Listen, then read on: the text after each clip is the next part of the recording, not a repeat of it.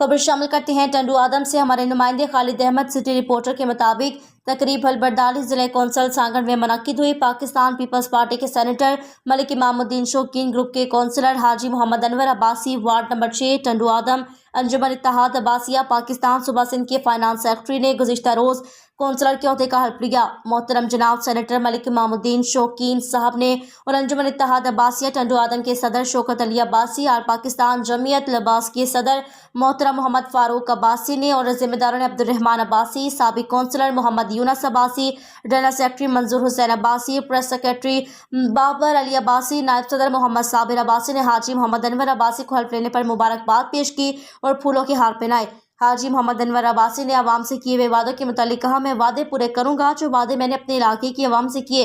इलाके के लोगों ने मुझे मुंतखब किया, पहले भी तरक्याती काम करा चुका हूँ, इंशाल्लाह इस मरतबा भी तरक्याती काम शुरू हैं। पाकिस्तान की सालमियत के लिए, पाकिस्तान की कौमी इदारों के लिए, बिलखसूस पाक फौज के लिए नेक ख्वाहिशात का इजहार किया। पाक फौज के तमाम शहीदों को सलाम है। अल्लाह ताला से दुआ गो है, अल्लाह ताला शहीदों के दर्जात बुलंद फरमाए, शहीदों की फैमिली को सब्र जमील अता फरमाए। आमीन सुम्मा आमीन।